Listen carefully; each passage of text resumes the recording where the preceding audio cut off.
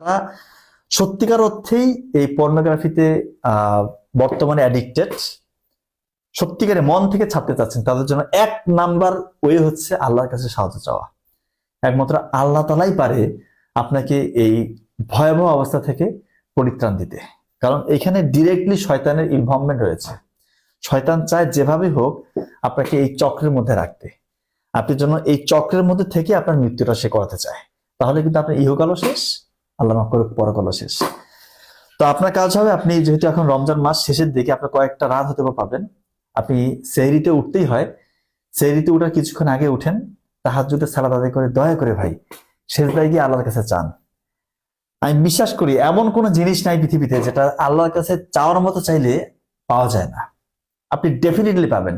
আল্লাহর কাছে চোখের পানি ফেলে আপনার আল্লাহর কাছে নিজেকে একদম নিবেদিত করে দেন যে আল্লাহ তাআলা মহান রব, আপনি আমার রব, আপনি আমার সৃষ্টিকর্তা, আপনি আমার থেকেও ভালো জানেন।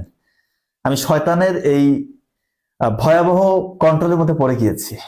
এই নোংরা এই শয়তানের এই নোংরা অস্ত্রের মধ্যে আমি একটা হাতিয়ার হয়ে গিয়েছি।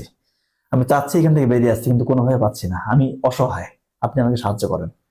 দেখবেন যে আপনার চোখ দিয়ে হয়তো পানি প্রথমের দিকে আসবে না, কারণ আপনি তো অনেকদিন ধরে এই অসমুচিত জিনিসগুলো দেখে আসছেন।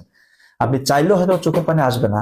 এই জন্য আল্লাহর কাছে আরো বেশি করে চাইবেন যে আল্লাহ, আমি আপনার দরবারে সিজদারত, চোখের পানি আমি ফেলতে চাচ্ছি, কিন্তু চোখের পানি আমার আসতেছে না। যতটা সফট হয়ে, যতটা নাসর বান্দা হয়ে আল্লাহর কাছে চাইতে পারবেন, ততটাই আপনার জন্য ভালো। আল্লাহ তো অনেক দয়ালু, ইনশাআল্লাহ দেখবেন আপনার চোখ দিয়ে হয়তো 2 ফোঁটা পানি দিয়ে দিবে।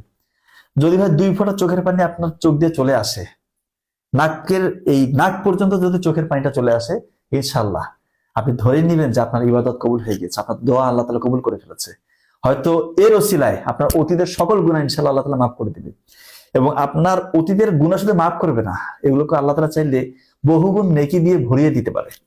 এবং আপনার যে লসটা হয়েছে, যে ক্ষতিটা হয়েছে, স্পেশালি আপনার মেধা শক্তি আগের মতো কাজ করে না, আপনার মেজাজ খিটখিটে হয়েছে, আপনার শরীর ভঙ্গুর হয়ে গিয়েছে, আপনার দ্রুত বীর্যপাত হয়, আপনার প্রিম্যাচুর ইজাকুলেশন বলেন বা ইরেকটাইল ডিসফাংশন বলেন, যে যে সমস্যাগুলো হতে পারে এই পর্নোগ্রাফিতে আবদ্ধ হওয়ার কারণে, সকল সমস্যা আল্লাহ তাআলা চাইলে কিন্তু একদম সলভ করে দিতে পারে। ওগুলো সমস্যা কিছু সমাধান না, বহুগুণে আপনাকে সমৃদ্ধ করতে পারে। এই বিশ্বাসটা আমি করি, আপনার করা উচিত।